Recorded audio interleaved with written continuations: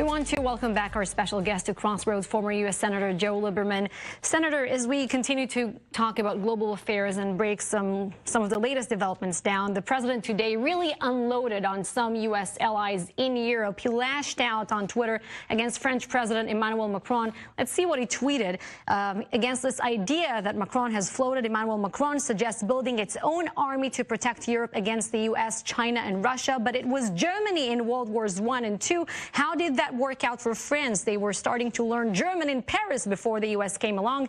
Pay for NATO or not. He also finished it with make France great again. Do you think the president is rightfully angry?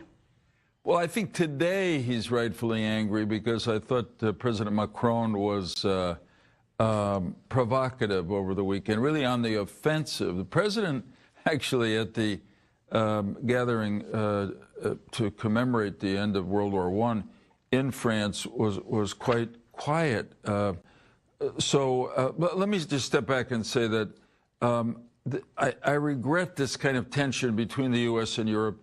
This has happened before, and we always get over it, and I'm confident we will again. But really, we have to get over it because these are our great allies. We have some disagreements with them, but they're not fundamental. And in a world where we're threatened by countries like Iran, by Islamist terrorists, and by great powers that threaten us in different ways like Russia and China, we really need to have a good, solid relationship with Europe. We don't have conflicts with them that ever will become war. So there's two things going on. The main one, I think, where there is tension is on trade. The president is telling them they got to be fairer with us. Both sides benefit enormously from our economic relationship, that is Europe and the U.S. So we've got to fix that.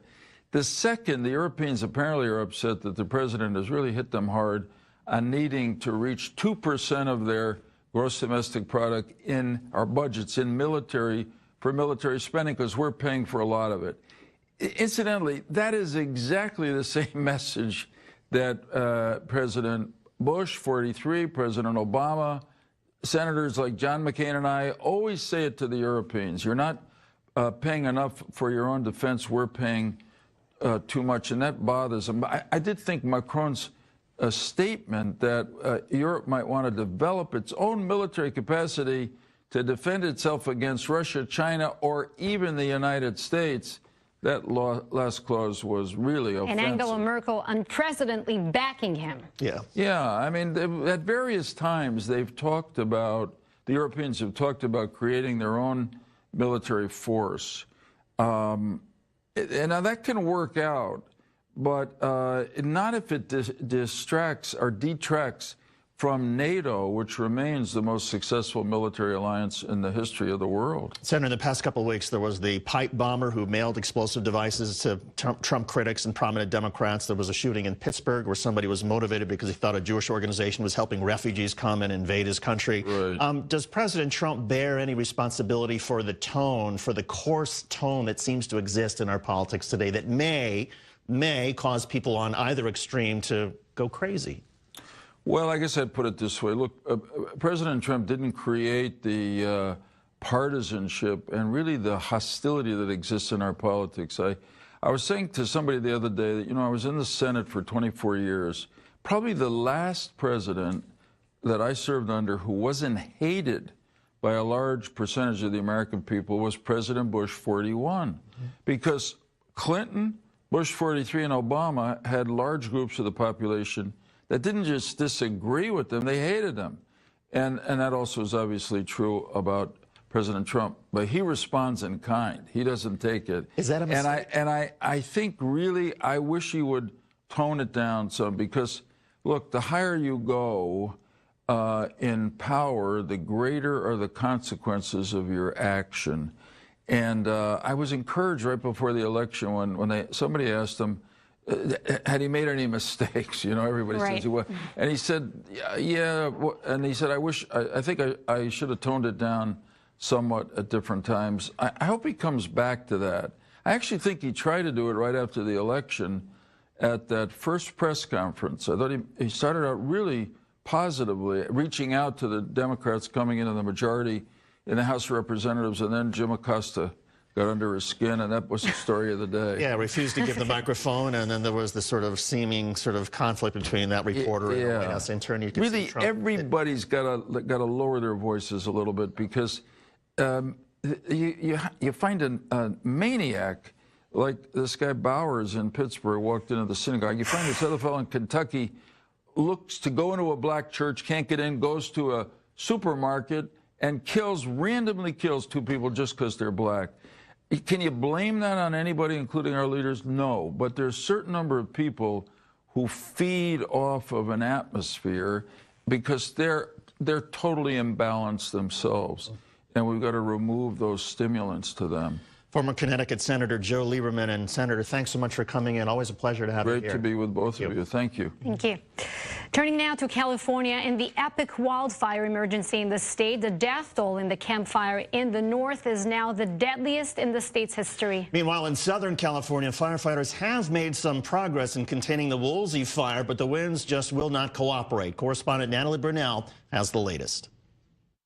Fierce Santa Ana winds stoking a massive Woolsey fire flare-up. Residents who had just been told it was safe to return on edge again. We evacuated, came back, thought everything was good to go. It looks like it potentially resurrected and posing another threat. Melanie Turkwan's Calabasas home saved by a neighbor standing on his roof, hosing down her property with water. It felt like just fireballs coming right at us. You could feel it, you could see it, hear it. It was awful. It was an awful experience. People helping neighbors and strangers. Some here grappling with not only the devastation of this fire, but the mass shooting that shook the community last week. Our community over here is not going to lose sight of what happened in that tragedy, because it really hit home, and we're all devastated over it. And now we're dealing with this, and we'll get through it. And we got a really good group here in Thousand Oaks, and we're all staying really strong and positive. Officials warning the danger is far from over. There are still some embers out there and some small active fire areas. It's not quite safe yet. In Northern California, the death toll in the Camp Fire continues to rise. Teams using cadaver dogs to painstakingly search through charred ruins for signs of bodies. More than 200 people here remain missing. This as President Trump thanks first responders today. Yesterday, I signed a disaster declaration for the state of California. We will do everything in our power to support and protect our fellow citizens in harm's way. For more, let's turn to our senior national correspondent, Michael Schur, who is live in Los Angeles. And Schur, first of all, what's the scene behind you? Well, David, I'm actually in Malibu, which is, I'm on Pacific Coast Highway. The famed Zuma Beach is that way, and there's a fire station there. But behind me, you can see right off of Pacific Coast Highway, you can see a burned out car and mailbox right here. There's a whole parcel of land, but you can also see what we're seeing everywhere. What the firefighters have been able to do is contain the small flash fires that come. And you can see that the structural damage out, and where we are right here at least, is very limited. And it's a lot of the brush, and they've been able to control it in that way. But it's certainly pretty devastating. And you can also see just behind me here is a downed electrical wire. It's windy here. The wind is starting to pick up a little bit too. This wire is waving, and that's what Natalie Brunell was talking about in her story. Is there was a flash fire here earlier in the Santa Monica Mountains, and those are those mountains behind me, sort of in the distance, but they go all along the coastline here. And when the flash fire started there, the winds, these Santa Ana winds, whip it up, and just like that, it starts spreading. It was 50 acres of brush right away. They were able to contain it. But to give you an idea, the amount of land that has been scorched by this fire is the size of Denver. That's a lot of land. The fire's 35% contained now, according to fire officials here. And Michael, when you talk to people in the area or residents of Malibu who had to escape for their lives, what are they saying? What are their most urgent concerns?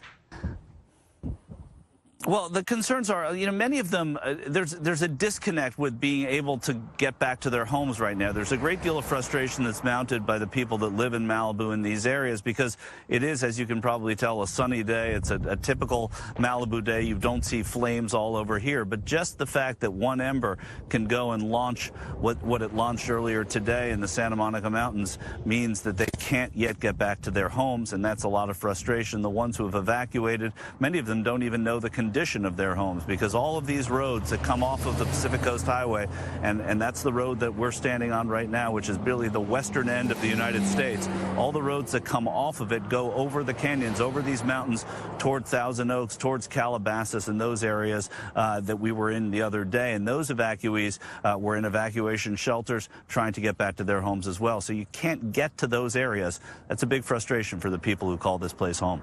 And Michael, for all the dangers in Malibu, what do you make of what's going on north of Sacramento in that small town called Paradise, which was literally burned off the map and some 42 people killed? Yeah, I think it's above that number, sadly, now. I think it's up to 49 that have been killed in all the fires now, David. It's amazing because you get myopic when you're in a place like this. You only know the fires that are going on here and what it's doing to the community here, shutting down roads, getting people evacuated from big communities.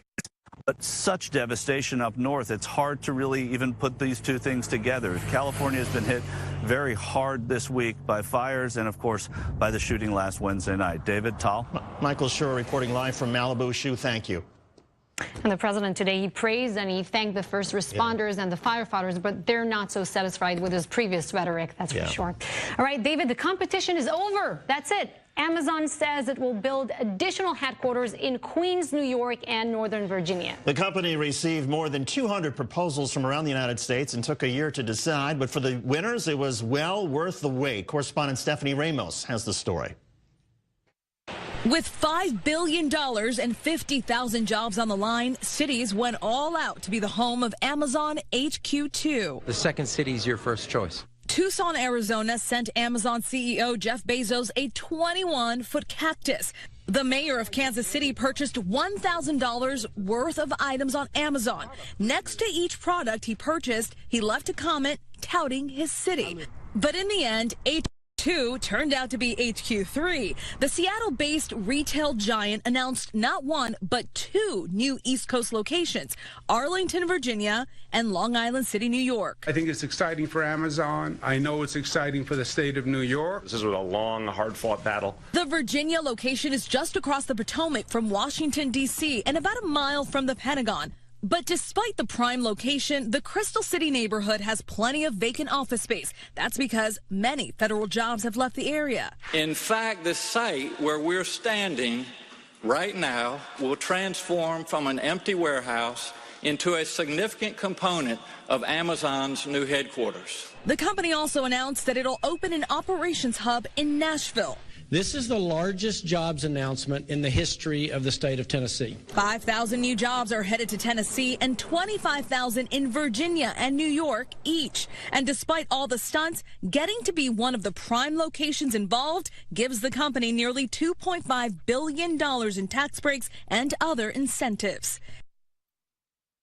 David, Governor Cuomo and Mayor Bill de Blasio, they welcomed Amazon and congratulated the company, but newly elected Congresswoman Alexandria Ocasio-Cortez, she wrote on Twitter against the idea that Amazon will get millions in tax breaks as the subway system. Well, there's an argument there that, look, if you're going to spend $1 billion to try to woo Amazon to New York, shouldn't there at least be some money more that's being spent on infrastructure to support all these people? And it is a fact that people who are poor, who are renters, they may get pushed out of this part of Queens because property values will rise. Overall, I think it's good for the city, but I think there still does need to be paid some attention to people who are going to fall short. It's a blessing, not a curse. All right, still ahead, the recount is underway in the Florida Senate race. Republican Rick Scott is showing a slight lead, but the final outcome seems to be anybody's guess.